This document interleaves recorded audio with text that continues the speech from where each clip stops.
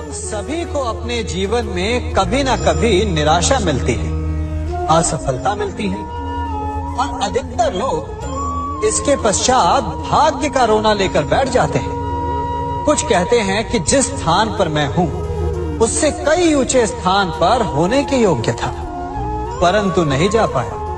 किसी को पीड़ा है कि उसे जो मिलना चाहिए था वो उसे नहीं मिला, भाग्य ही बुरा था। भाग्य क्या होता है? भाग्य वन में खिला पुष्प देवताओं को चढ़ाया जाएगा, या किसी सुंदरी की वेणी में वो सजेगा, या फिर उसे कुचलकर उत्पात बना दिया जाएगा। ये सब एक पुष्प के नियंत्रण में नहीं होता, परंतु जब तक उस पुष्प का अस्तित्व है, सुगंध बिखेरना उसके वश में अवश्य है। परंतु भाग्य हमारे वश में नहीं, और जो हमारे वश में नहीं उसके लिए दुखी होने से क्या होगा? कर्म पर वश है, वो कीजिए और धीरे धीरे भाग्य आपके वश में आ जाएगा, क्योंकि कर्म ही प्रधान है। कभी आप ब्रह्म मुहूर्त में जगे? जगकर देखिए, संध्या होने के पश्चात जब रात्रि का अंधकार सारे संसार को धीरे धीरे अपने अंधकार में निगलने लगता है, तो यही अंधकार ब्रह्म मुहूर्त में भोर होने से ठीक पूर्व तनिक अधिक काला हो जाता है।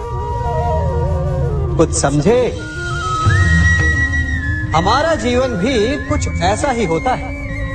जब हमारे जीवन की समस्याएं अपने अंत पर होती है, तो यही समस्याएं एक भीषण रूप लेकर हमारे समक्ष प्रस्तुत हो जाती है, और ऐसे परिस्थिति में अधिकतर लोग हार मान जाते हैं, भय खा जाते हैं। परंतु यदि आप हार न माने, भय न खाएं, दृढ़ रहें, निरंतर आगे बढ़ते रहें, तो प्रकाश के रूप में हमारा स्वागत करने के लिए सूर्य उदय सदा हमारे समक्ष प्रस्तुत रहेगा। आपने बरगद के वृक्ष को देखा है?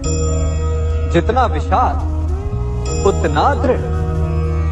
पतझड़ में वो सूख जाते हैं, परंतु दुर्बल नहीं होते, टूटकर गिरते नहीं। और उसके विपरीत दलदल में उपजे वृक्षों को देखिए, वो दिखने में तो बड़े होते हैं, पतझड़ आए या शीत सदा हरे भरे होते हैं, परंतु इतने दुर्बल होते हैं कि जल धारा के हल्के से वेग से वो गिर जाते हैं। परंतु ऐसा क्यों होता है? कारण है जड़ें। जिसकी जड़ें दृढ़ भूमि में है, वो हर चक्रवात, हर ऋतुओं को सह लेता है, और जिसकी जड़ें दलदल में है, वो स्वयं की जड़ों को दुर्बल बना लेता है। कुछ ऐसा ही मनुष्य भी होता है, जो अधर्म, कुकर्म और असत्य की धरा पर उपजा है। वो समय की एक मार भी नहीं सह पाता, और जो मनुष्य सत्य, धर्म की धरा पर उपजा है, वो हर समस्या से अविचलित हो जाता है। अब आप पर निर्भर करता है कि आप क्या बनना चाहते हैं। हमारे जीवन में मित्र और शत्रु बड़ा महत्व रखते हैं। यदि गंभीरता से सोचा जाए तो ऐसा कोई क्षण नहीं जब हम अपने मित्रों के बारे में ना सोचते हो, या फिर अपने शत्रुओं के बारे में। हमारा हर कार्य या तो हमारे मित्रों के हित के लिए होता है, या फिर हमारे शत्रुओं के अहित के लिए। हम हर स्थान या तो अपने मित्रों के साथ होते हैं, या फिर अपने शत्रुओं के साथ। कोई नहीं चाहता कि उनका शत्रु प्रसन्न रहे। हर कोई अपने शत्रु को नष्ट कर देना चाहता है, और ऐसा करने के लिए वो हर संभव प्रयास करता है। उसे आर्थिक, मानसिक और शारीरिक हानि पहुंचाने का प्रयास करता है। परंतु यदि मैं आज आपको ऐसा मंत्र सिखाऊं जिससे आप अपने शत्रु को सदा के लिए नष्ट कर दे, तो और वो मंत्र है मित्र बनाना। अपने सभी शत्रुओं को अपना मित्र बना लीजिए और आपके सारे शत्रु स्वतः ही समाप्त हो जाएंगे। मैं क्या कर रहा हूं? मैं दिए प्रज्वलित कर रहा हूं ताकि अंधकार को मिटा सकूं। अब आप कहेंगे कि इसमें कौन सी बड़ी बात है ना? परंतु इसमें महत्वपूर्ण बात समझने के लिए यह है कि मैं क्या नहीं कर रहा हूं, और मैं अंधकार नहीं कर रहा हूं। क्योंकि अंधकार को मिटाने के लिए प्रकाश का अस्त्र तो उठाना ही पड़ता है। बुराई को बुराई से नहीं, अच्छाई से जीता जाता है। अन्याय को अन्याय से नहीं, न्याय से लड़ा जाता है। क्रोध को क्रोध से नहीं, क्षमा का साथ लेना होता है। ठीक उसी प्रकार एक लोहा लोहे को काटता है, परंतु एक ठंडा लोहा ही गर्म लोहे को काट सकता है। इसलिए यदि आपको अपने जीवन में विजयी होना है तो अपने शस्त्रों को, अपने अस्त्रों को सोच समझ कर उठाइए, क्योंकि एक अनुचित सोच परिणाम पर भारी प्रभाव डाल सकती है। आप सब सोच रहे होंगे कि ये क्या मैं करने लगा? मैं इस पौधे को जड़ से उखाड़ रहा हूं। आश्चर्य हो रहा है ना कि एक पौधे को उखाड़ना या काटना ना केवल एक अपराध है अपितु पाप भी है। तो फिर मुझे ऐसा करने की क्या आवश्यकता पड़ गई? क्योंकि कई बार विनाश ही सृजन तक पहुंचाता है। यदि नया भवन बनाना हो तो पुराने भवन को गिराना पड़ता है। व्यवस्था को परिवर्तित करने के लिए क्रांति लानी पड़ती है।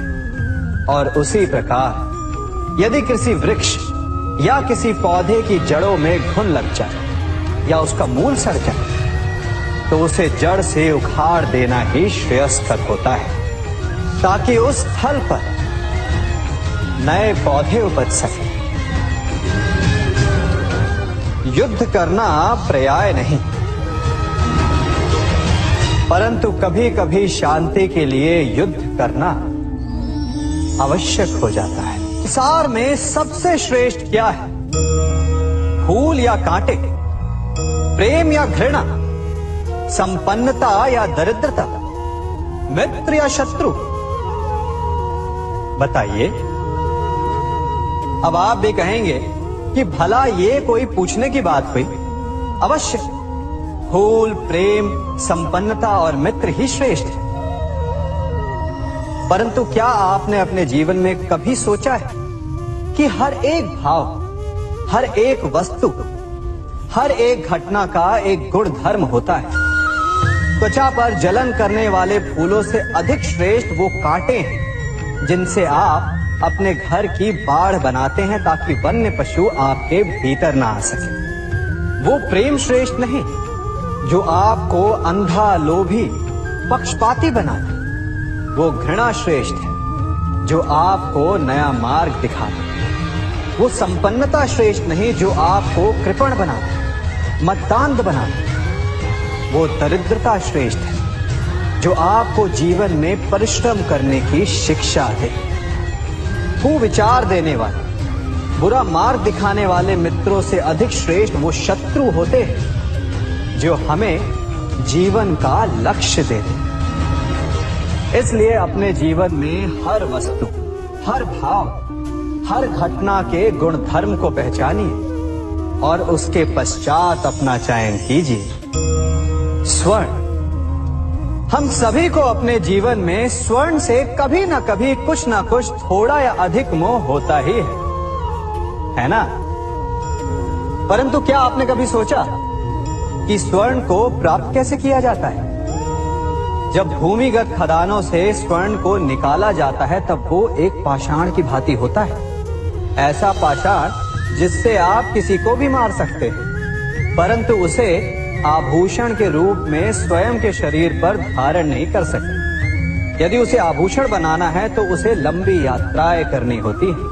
उस पाषाण को पिघलना होता है। सुनार के हथौड़ी की अनेकों चोटें खानी पड़ती है। फिर काट छाट और उसके पश्चात जाकर वो ऐसा आभूषण बनता है जो हमें वर्षों तक, सदियों तक लुभाता रहता है। इसलिए यदि आपको समय पर विजय पानी है तो स्वयं के निर्माण पर समय देना होगा।